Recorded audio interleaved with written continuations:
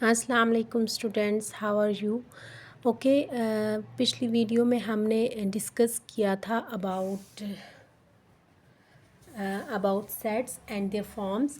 आज हम स्टार्ट करेंगे types of the sets and types of sets. हमेशा ये बात आपने याद रखनी है कि वो हमेशा टू सेट्स पे डिफ़ाइन होती है, ठीक है। तो हमेशा यहाँ हमारे पास जितने भी टाइप्स हैं सेट्स की, उनको डिफ़ाइन करने के लिए हमारे पास दो सेट्स का होना इम्पॉर्टेंट है। फॉर एग्ज़ाम्पल ए और बी, ए हमारे पास कोई सेट रहेगा, ठीक है। मैं इसको 1 2 3 ले लेती हूँ। एंड बी भी हमारे पास कोई सेट रहेगा 3 2 1 ले लेती हूँ, ठीक है। ये दो हमारे पास कोई सेट्स हैं, ठीक है। अब इक्वल सेट के बारे में हम अगर बात करें तो इक्वल सेट हमारे पास इसमें हमारे पास ए भी हमारे पास कोई सेट होगा और बी भी कोई सेट होगा, ठीक है। और इसके लिए हमारे पास क्या होंगी, दो कंडीशंस होनी चाहिए, ठीक है। किसी भी सेट को इक्वल प्रूव करने के लिए हमने ये दो कंडीशंस देखनी है। फर्स्ट क्या है कि उसके नंबर ऑफ़ एलिमेंट्स इक्वल हों, मीन्स कि उसमें कितने नंबर ऑफ़ एलिमेंट्स है। अगर एक सेट में 2 नंबर ऑफ़ एलिमेंट्स है तो दूसरे में भी 2 ही होने चाहिए, और अगर 3 है तो 3 ही होने चाहिए। और सेकेंडली जो बात है, सेकंड जो कंडीशन है वो क्या कि नंबर इक्वल होने के साथ साथ नंबर सेम भी होने चाहिए। तो ये दो कंडीशन अगर कोई सेट फुलफ़िल करता है तो वो हमारे पास क्या बन जाते हैं, इक्वल सेट्स बन जाते हैं, ठीक है। अब अगर फॉर एग्जांपल मैं ए और बी को देखूं, ए मेरे पास ए है 1 2 3 और बी है मेरे पास 3 2 1। अब देखें इसमें कितने नंबर ऑफ़ एलिमेंट्स हैं, 1 2 3, और इसमें भी कितने 3 हैं।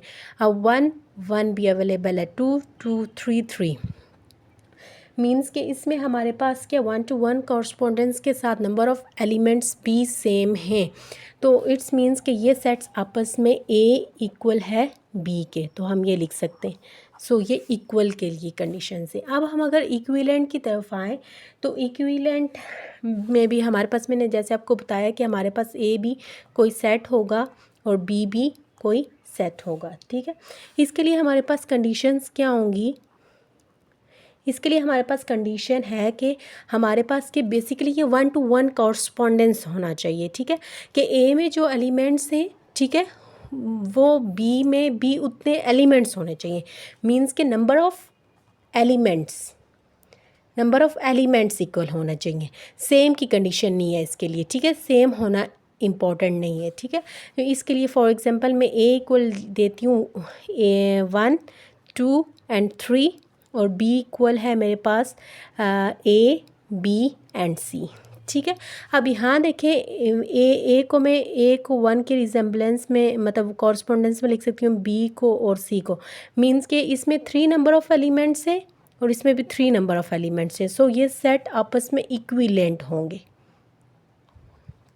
अब आपने यहाँ एक चीज़ नोट कर लेनी है, नोट में आपने याद रखना है कि जो इक्वल सेट होते हैं वो हमेशा इक्विवेलेंट होंगे, लेकिन इक्विवेलेंट सेट ज़रूरी नहीं है कि इक्वल भी हों, ठीक है। कि जब भी सेट इक्वल होंगे तो हम उनको इक्विवेलेंट कह सकते हैं, लेकिन जो इक्विवेलेंट सेट है ज़रूरी नहीं है कि वो इक्वल भी हों, ठीक है। क्योंकि इक्वल की कंडीशन तो वो जो इक्वल सेट है वो इक्विवेलेंट की कंडीशन को फुलफ़िल करता है, लेकिन जो इक्विवेलेंट सेट है वो इक्वल की कंडीशन को फुलफ़िल नहीं करता है। तो इसलिए हम कह सकते हैं कि इक्विवेलेंट सेट जो वो इक्वल, ज़रूरी नहीं है कि इक्वल हो, but equal set always be in equivalent. Okay, next जो हमारे पास टाइप है वो, उसको डिस्कस करने से पहले मैं आपको एक चीज़ डिस्कस करना चाहूँगी, which is about the order of the set, ठीक है। ऑर्डर ऑफ सेट बेसिकली क्या होता है, ऑर्डर ऑफ सेट मैं आपको यहाँ एक बताऊँगी। ऑर्डर बेसिकली किसी भी चीज़ का हमारे पास क्या होता है कि नंबर ऑफ़ एलिमेंट्स, सेट के लिहाज से आप देखें तो हमारे पास नंबर ऑफ़ एलिमेंट्स हैं। एक चीज़ आपने याद रखनी है कि जो सेट है उस पर कोई रिस्ट्रिक्शन नहीं होती है हमारे पास, ठीक है।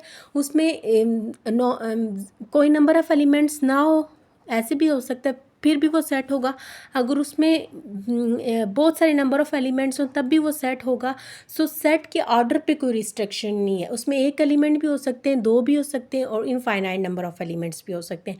अब इन चीज़ों को इस ऑर्डर ऑफ सेट पे हमारे पास को यूज़ करते हुए कुछ टाइप सेट की डिफ़ाइन की गई हैं, तो उनको हम डिस्कस करेंगे। जैसे हमारे पास फॉर एग्ज़ाम्पल एक ए है, ठीक है। ए मेरे पास कोई एलिमेंट है फॉर एग्ज़ाम्पल, उसमें एक एलिमेंट है 1, और बी भी कोई सेट है, उसमें कोई एलिमेंट है। अब मुझे बताएं इसमें कितने नंबर ऑफ़ एलिमेंट्स हैं, 1। इसमें कितना है, 1। तो मैथमेटिक्स में ऐसे जो सेट्स होते हैं जिनमें एक नंबर ऑफ़ एलिमेंट होता है, उसके लिए एक स्पेशल वर्ड यूज़ किया जाता है which is called a singleton set. तो ऐसा सेट जिसमें एक नंबर ऑफ़ एलिमेंट होगा तो उसको हम कहेंगे कि वो हमारे पास क्या है, सिंगलटन सेट है, ठीक है। अब मैंने आपको जैसे बताया कि सेट के जो ऑर्डर होता है उस पर कोई रिस्ट्रिक्शन नहीं होती है हमारे पास, ठीक है। तो अगर मैं कहती हूँ कि मेरे पास कोई एक सेट है जिसमें कोई भी एलिमेंट नहीं है, तो मैथमेटिक्स में ऐसे सेट को नेम दिया जाता है क्या, एम्प्टी सेट, ठीक है। अब ऑर्डर ऑफ एलिमेंट से ही, जैसे मैंने आपको बताया कि एक सेट है मेरे पास से, और उसमें जो नंबर ऑफ़ एलिमेंट्स हैं 1 2 3 हैं, 4 5 फॉर एग्ज़ाम्पल ये। अब ये जो नंबर ऑफ़ एलिमेंट्स हैं ये क्या है, काउंट कर सकती हूँ इनको, ठीक है। 1 2 3 4 5 नंबर ऑफ़ एलिमेंट्स हैं। तो ऐसा सेट जो काउंटेबल हो, जिसके नंबर ऑफ़ एलिमेंट्स को हम गिन सकें, तो वो सेट जो होता है वो मैथमेटिक्स में उसको क्या नाम दिया जाता है, फाइनाइट सेट, ठीक है। और इनफाइनाइट सेट के लिए आप क्या कहेंगे, फॉर एग्जांपल नेचुरल नंबर है मेरे पास, ठीक है, 1 2 3 up to so on. Set of integers है मेरे पास, जैसे 0 plus minus 1 plus minus 2 plus minus 3, ठीक है।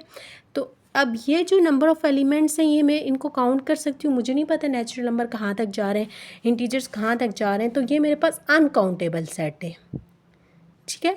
अनकाउंटेबल नंबर्स हैं।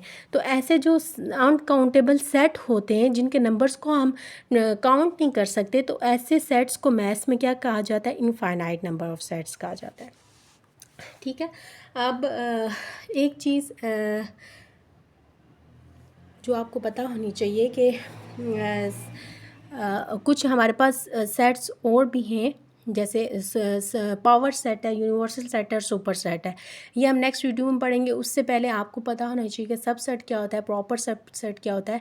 तो ये चीज़ें डिस्कस करने के लिए प्लीज़ नेक्स्ट वीडियो देख लीजिएगा। Thank you so much. अल्लाह हाफिज़।